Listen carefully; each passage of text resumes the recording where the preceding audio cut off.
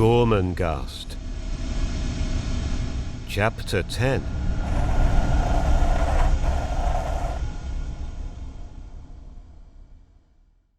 Through the vile subterranean light that filled the professor's common room, 3 figures appeared to float as the brown billows shifted. Tobacco smoke had made of the place a kind of umber tomb. These 3 were the vanguard of a daily foregathering, as sacrosanct and inevitable as the elm-top meeting-place of rooks in March. But how much less healthy! A foregathering of the professors, for it was 11 o'clock and the short recreation had begun. Their pupils, the sparrows, as it were, of Gormenghast, were racing to the vast red sandstone yard, a yard surrounded on all sides by high, ivy-coloured walls of the same stone. Innumerable knife blades had snapped upon its harsh surface, for there must surely be 1,000 spidery initials scored into the stone. 100 painfully incised valedictions and observations whose significance had long since lost its edges. Dark incisions into the red stone had mapped out patterns for some or other game of local invention. Many a boy had sobbed against these walls. Many a knuckle had bruised as a head flicked sideways from the blow. Many a child had fought his way back into the open yard with bloody mouth, and 1,000 swaying pyramids of boys had tottered and collapsed as the topmost clung to the ivy. The yard was approached by a tunnel which commenced immediately beneath the long south classroom, where steps led down through a trapdoor. The tunnel, old and thick with ferns, was at this moment echoing barbarically to the catcalls of a horde of boys as they made pell-mell for the red stone yard, their immemorial playground. But in the professor's common room, the 3 gentlemen were finding relaxation through an abatement rather than an increase of energy. To enter the room from the professor's corridor was to suffer an extraordinary change of atmosphere, no less sudden than if a swimmer in clear white water were suddenly to find himself struggling to keep afloat in a bay of soup.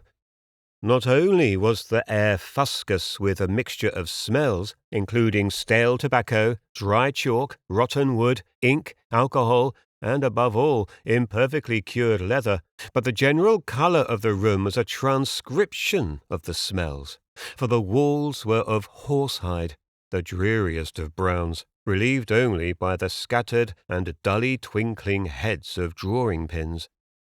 On the right of the door hung the black gowns of office in various stages of decomposition. Of the 3 professors, the first to have reached the room that morning in order to establish himself securely in the only armchair it was his habit to leave the class he was teaching, or pretend to teach, at least 20 minutes before its official conclusion, in order to be certain that the chair was free, was Opus Fluke. He lay, rather than sat, in what was known among the staff as Fluke's cradle.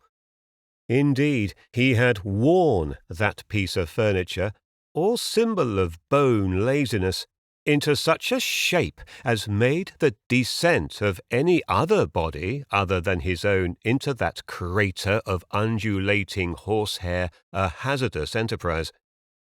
Those daily indulgences before the mid-morning break and their renewal before the dinner bell were much prized by Mr. Opus Fluke, who during these periods augmented the pall of tobacco smoke already obscuring the ceiling of the common room with enough of his own exhaling to argue not only that the floorboards were alight, but also that the core of the conflagration was Mr. Fluke himself, lying as he was at an angle of 5 degrees with the floor, in a position that might, in any case, argue asphyxiation.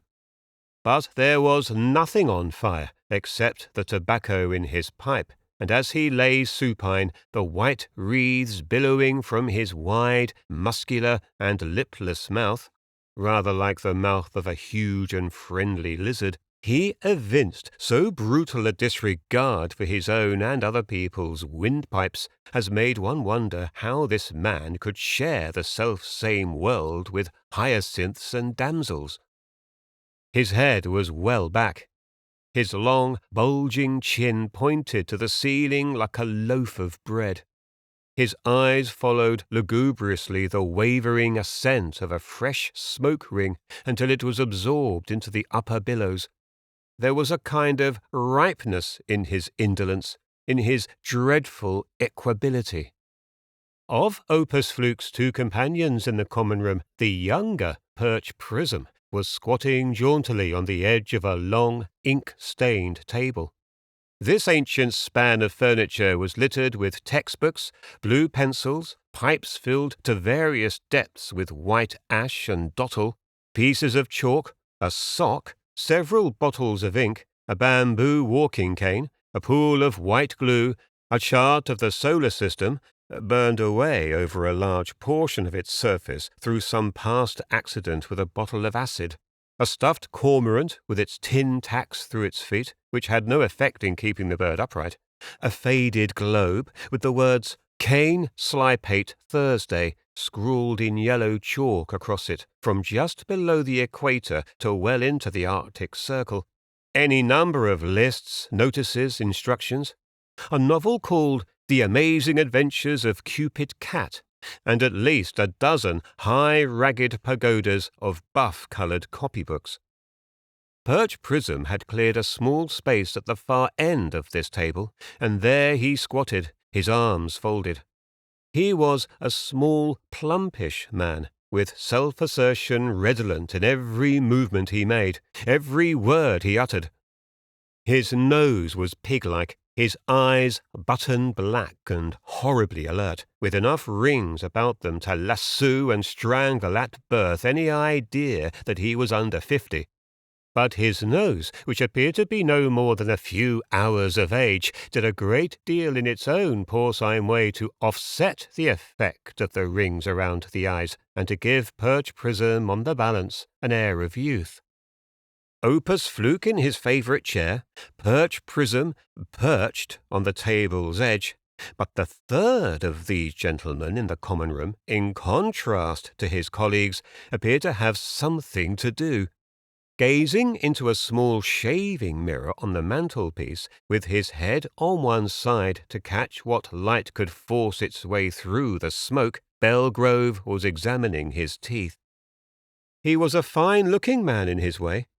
Big of head, his brow and the ridge of his nose descended in a single line of undeniable nobility. His jaw was as long as his brow and nose together, and lay exactly parallel in profile to those features. With his leonine shock of snow-white hair, there was something of the major prophet about him, but his eyes were disappointing. They made no effort to bear out the promise of the other features, which would have formed the ideal setting for the kind of eye that flashes with visionary fire. Mr. Belgrove's eyes didn't flash at all. They were rather small, a dreary grey-green in colour, and were quite expressionless. Having seen them, it was difficult not to bear a grudge against his splendid profile as something fraudulent. His teeth were both carious and uneven, and were his worst feature. With great rapidity, Perch Prism stretched out his arms and legs simultaneously, and then withdrew them. At the same time, he closed his bright black eyes and yawned as widely as his small, rather prim mouth could manage. Then he clapped his hands beside him on the table, as much as to say, "One can't sit here dreaming all day." Puckering his brow, he took out a small, elegant, and well-kept pipe. He had long since discovered it as his only defence against the smoke of others, and filled it with quick, deft fingers. He half-closed his eyes as he lit up, his pig-like nose scratching the flare of the light on its underside. With his black and cerebral eyes hidden for a moment behind his eyelids, he was less like a man than a ravaged suckling. He drew quickly 3 or 4 times at his pipe. Then, after removing it from his neat little mouth, "Must you?" he said, his eyebrows raised. Opus Fluke, lying along his chair like a stretcher case, moved nothing except his lazy eyes, which he turned slowly until they were semi-focusing bemusedly upon Perch Prism's interrogatory face. But he saw that Perch Prism had evidently addressed himself to someone else, and Mr. Fluke, rolling his eyes languidly back, was able to obtain an indistinct view of Belgrove behind him. That august gentleman, who had been examining his teeth with such minute care, frowned magnificently and turned his head. "Must I what? Explain yourself, dear boy. If there's anything I abominate, it's sentences of 2 words. You talk like a fall of crockery, dear boy." "You're a damned old pedant, Belgrove, and much overdue for burial," said Perch Prism. "And as quick off the mark as a pregnant turtle. For pity's sake, stop playing with your teeth." Opus Fluke in his battered chair dropped his eyes, and, by parting his long, leather-lipped mouth in a slight upward curve, might have been supposed to be registering a certain sardonic amusement, had not a formidable volume of smoke arisen from his lungs and lifted itself out of his mouth and into the air in the shape of a snow-white elm. Belgrove turned his back to the mirror and lost sight of himself and his troublesome teeth. "Perch Prism," he said, "you're an insufferable upstart. What the hell have my teeth got to do with you? Be good enough to leave them to me, sir." "Gladly," said Perch Prism. "I happen to be in pain, my dear fellow." There was something weaker in Belgrove's tone. "You're a hoarder," said Perch Prism. "You cling to bygone things. They don't suit you anyway. Get them extracted." Belgrove rose into the ponderous prophet category once more. "Never!" he cried, but ruined the majesty of his utterance by clasping at his jaw and moaning pathetically. "I've no sympathy at all," said Perch Prism, swinging his legs. "You're a stupid old man, and if you were in my class, I would cane you twice a day until you had conquered 1. Your crass neglect, 2. Your morbid grasp upon putrefaction. I have no sympathy with you." This time, as Opus Fluke threw out his acrid cloud, there was an unmistakable grin. "Poor old bloody Belgrove," he said. "Poor old Fangs." And then he began to laugh in a peculiar way of his own, which was both violent and soundless. His heavy reclining body, draped in its black gown, heaved to and fro. His knees drew themselves up to his chin. His arms dangled over the sides of the chair and were helpless. His head rolled from side to side. It was as though he were in the last stages of strychnine poisoning. But no sound came, nor did his mouth even open. Gradually the spasm grew weaker, and when the natural sand colour of his face had returned, for his corked-up laughter had turned it dark red, he began his smoking again in earnest. Belgrove took a dignified and ponderous step into the centre of the room. "So I am bloody Belgrove to you, am I, Mr. Fluke? That is what you think of me, is it? That is how your crude thoughts run? Aha! Aha!" His attempt to sound as though he were musing philosophically upon Fluke's character was a pathetic failure. He shook his venerable head. "What a coarse type you are, my friend! You are like an animal, or even a vegetable. Perhaps you have forgotten that as long as 15 years ago I was considered for headship. Yes, Mr. Fluke, considered. It was then, I believe, that the tragic mistake was made of your appointment to the staff. Since then you have been a disgrace, sir. A disgrace for 15 years. A disgrace to our calling.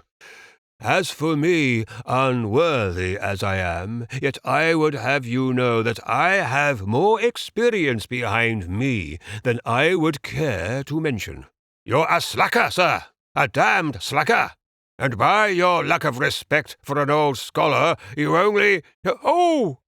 but a fresh twinge of pain caused Belgrove to grab at his jaw. "Oh, my teeth!" he groaned. During this harangue, Mr. Opus Fluke's mind had wandered. Had he been asked, he would have been unable to repeat a single word of what had been addressed to him. But Perch Prism's voice cut a path through the thick of his reverie.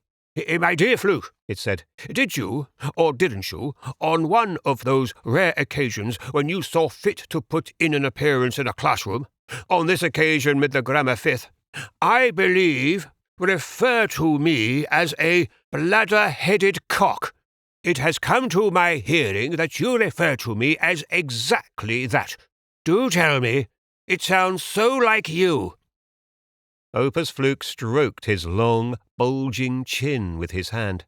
"Probably," he said at last, "but I wouldn't know. I never listen." The extraordinary paroxysms began again, the heaving, rolling, helpless, noiseless body laughter. "A convenient memory," said Perch Prism, with a trace of irritability in his clipped, incisive voice. "But what's that?" He had heard something in the corridor outside. It was like the high, thin, mewing note of a gull. Opus Fluke raised himself on one elbow. The high-pitched noise grew louder. All at once the door was flung open from without, and there before them, framed in the doorway, was the headmaster.